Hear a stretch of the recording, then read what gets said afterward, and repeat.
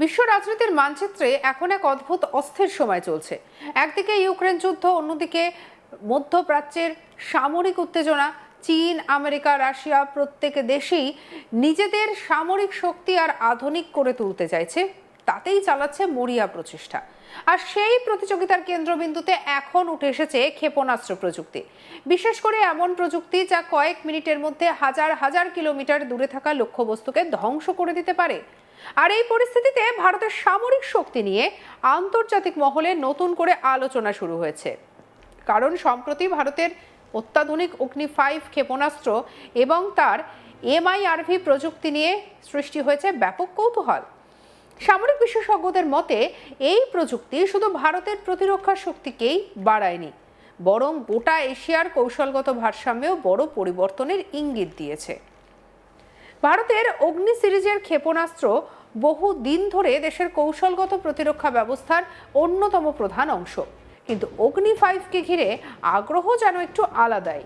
কারণ এটি শুধুমাত্র দূরপাল্লার ব্যালিস্টিক ক্ষেপণাস্ত্র নয়, এর সঙ্গে যুক্ত রয়েছে MIRV বা মাল্টিপল ইন্ডিপেন্ডেন্টলি টার্গেটেবল রি-এন্ট্রি ভেহিকেল প্রযুক্তি।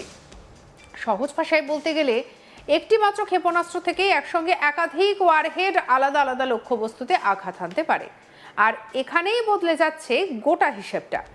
আগে একটি ক্ষেপণাস্ত্র মানে ছিল একটি টার্গেট, কিন্তু MIRV প্রযুক্তির ফলে এখন একটি ক্ষেপণাস্ত্র থেকে একাধিক শহর বা সামরিক ঘাঁটিকে নিশানা করা সম্ভব হবে। সামরিক বিশ্লেষকদের মতে এই প্রযুক্তিগত যুদ্ধের কৌশলকেই বদলে দিয়েছে। কারণ শত্রুপক্ষের প্রতিরক্ষা ব্যবস্থা বুঝে ওঠার আগেই একাধিক দিক থেকে হামলা হতে পারে। সাম্প্রতিককালে ভারতের সফল MIRV সক্ষম অগ্নি-5 পরীক্ষার পর সবথেকে বেশি যে প্রশ্নটি সামনে এসেছে তা হলো, চীন বা পাকিস্তান কি এই ক্ষেপণাস্ত্রকে আটকাতে পারবে? আর এই প্রশ্নের উত্তর নিয়ে এখন আন্তর্জাতিক প্রতিরক্ষা মহলে তুমুল আলোচনা চলছে।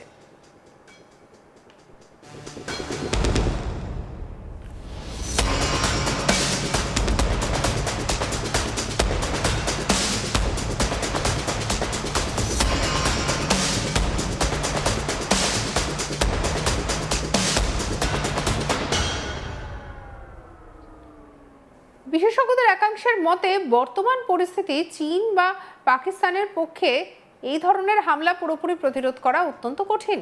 কারণ MIRV প্রযুক্তিযুক্ত ক্ষেপণাস্ত্রকে থামানো সাধারণ ব্যালিস্টিক মিসাইল প্রতিরক্ষা ব্যবস্থার জন্য একটা বড় চ্যালেঞ্জের। একটি ক্ষেপণাস্ত্র মাঝ আকাশে গিয়ে একাধিক ওয়ারহেডে ভাগ হয়ে গেলে প্রতিটি ওয়ারহেডকে আলাদা করে শনাক্ত বা ধ্বংস করতে হয়, আর সেটাই সবচেয়ে কঠিন কাজ। অগ্নি-5 এর পাল্লা নিয়েও যথেষ্ট আলোচনা রয়েছে। বিভিন্ন রিপোর্ট অনুযায়ী এই ক্ষেপণাস্ত্রের পাল্লা প্রায় 5,000 থেকে 8,000 কিলোমিটার পর্যন্ত হতে পারে। অর্থাৎ ভারতের মাটি থেকে ছোড়া হলে চীনের বহু গুরুত্বপূর্ণ শহর এই ক্ষেপণাস্ত্রের আওতায় চলে আসে। এমনকি দূরবর্তী কৌশলগত এলাকায় নিশানা থাকতে পারে। ভারতের প্রতিরক্ষা গবেষণা এবং উন্নয়ন সংস্থা DRDO দীর্ঘদিন ধরে এই প্রযুক্তির উপরে কাজ করছে। সামরিক বিশেষজ্ঞদের মতে অগ্নি-5 শুধুমাত্র একটি ক্ষেপণাস্ত্র নয়, এটি ভারতের ক্রেডিবল মিনিমাম ডিটারেন্স অর্থাৎ গুরুত্বপূর্ণ নীতির হচ্ছে একটা অংশ। অর্থাৎ ভারত সরাসরি আগ্রাসনের জন্য নয়, বরং প্রতিপক্ষকে আক্রমণ থেকে বিরত রাখার কৌশল হিসেবেই এই ধরনের শক্তিশালী প্রতিরক্ষা ব্যবস্থা তৈরি করছে। এখানে আরও একটি গুরুত্বপূর্ণ বিষয় হলো সেকেন্ড স্ট্রাইক ক্যাপাবিলিটি। সামরিক পরিভাষায় এর অর্থ, যদি কোনো দেশ প্রথমে আক্রমণের শিকারও হয় তাহলেও পাল্টা বিধ্বংসী হামলা চালানোর ক্ষমতা বজায় রাখা। আর বিশেষজ্ঞদের মতে অগ্নি-5 এর MIRV প্রযুক্তি ভারতের সেই সক্ষমতাকে অনেকটাই শক্তিশালী করেছে। চীনের প্রসঙ্গ এলে আরেকটি বিষয় বারবার উঠে আসে, তাদের HQ-19 এবং অন্যান্য ক্ষেপণাস্ত্র প্রতিরক্ষা ব্যবস্থা। চীন বহুদিন ধরে নিজেদের আকাশ প্রতিরক্ষা প্রযুক্তিকে আরও উন্নত করার চেষ্টা করছে, কিন্তু বিশেষজ্ঞদের মতে MIRV প্রযুক্তির ক্ষেত্রে পরিস্থিতি অনেকটাই জটিল। কারণ এই ক্ষেপণাস্ত্র থেকে একাধিক ওয়ারহেড আলাদা হয়ে গেলে প্রতিটি লক্ষ্যকে একসঙ্গে ধ্বংস করা অত্যন্ত কঠিন হয়ে পড়ে।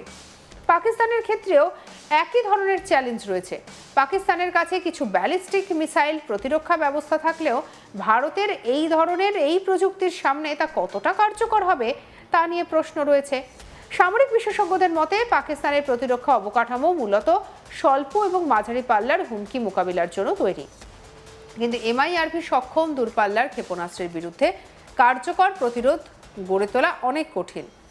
এখানে আরও একটি গুরুত্বপূর্ণ বিষয় হলো অত্যন্ত দ্রুতগতি, ফলে প্রতিপক্ষের হাতে প্রতিক্রিয়া জানানোর সময় খুব কম থাকে। আর যদি মাঝপথে একাধিক ওয়ারহেড আলাদা হয়ে যায় তাহলে পরিস্থিতি আরও জটিল হয়ে ওঠে। বিশেষজ্ঞরা বলছেন যে বর্তমানে বিশ্বে খুব কম দেশই MIRV প্রযুক্তিতে দক্ষতা অর্জন করেছে। আমেরিকা, রাশিয়া, চীন, ফ্রান্সের মতো দেশের পর এখন ভারতও সেই তালিকায় নিজের জায়গা তৈরি করছে, আর সেটাই আন্তর্জাতিক কৌশলগত সমীকরণে ভারতের গুরুত্ব আরও বাড়িয়ে দিয়েছে।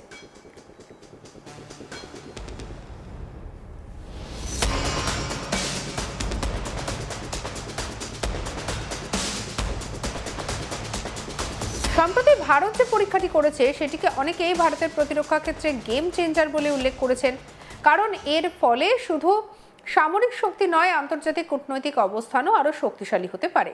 বিশেষ করে ইন্দো প্যাসিফিক অঞ্চলে চীনের ক্রমবর্ধমান সামরিক প্রভাবের মোকাবিলায় ভারত এখন আরও আত্মবিশ্বাসী অবস্থানে থাকতে চাইছে। এদিকে চীনও নিজেদের DF সিরিজের উন্নত ক্ষেপণাস্ত্র নিয়ে বহুদিন ধরেই কাজ করছে। বিশেষ করে DF-41 এবং DF-5Cর মতো ক্ষেপণাস্ত্রগুলিতে MIRV প্রযুক্তি ব্যবহার করা হয়েছে বলে বিভিন্ন আন্তর্জাতিক রিপোর্টে দাবি করা হয়েছে। ফলে এশিয়ায় এখন কার্যত উন্নত ক্ষেপণাস্ত্র প্রযুক্তির প্রতিযোগিতা শুরু হয়েছে বলেই মনে করছেন অনেক বিশ্লেষক।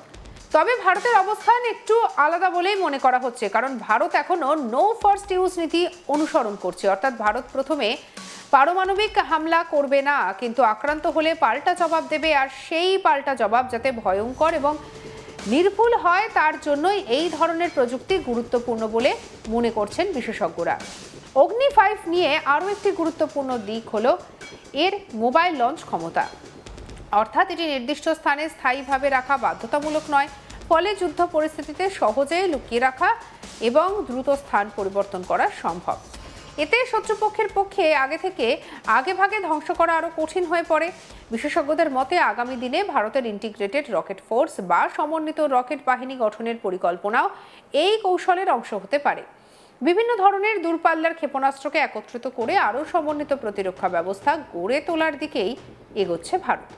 একদিকে আন্তর্জাতিক মহলেও ভারতের এই সাফল্য নিয়ে নজরদারি বাড়ছে। বিভিন্ন বিদেশি প্রতিরক্ষা বিশ্লেষক মনে করছেন ভারতের এই প্রযুক্তিগত অগ্রগতি এশিয়ার কৌশলগত ভারসাম্যে বড় পরিবর্তন আনতে পারে। বিশেষ করে চীন ও পাকিস্তানকে এখন নিজেদের প্রতিরক্ষা কৌশল নতুন করে ভাবতে হতে পারে। আপনার কি মতামত এই বিষয়ে অবশ্যই জানাতে ভুলবেন না কমেন্ট সেকশনে। আর অন্যান্য খবরের জন্য লাইক, কমেন্ট, শেয়ার, সাবস্ক্রাইব করুন আজ তাক বাংলা।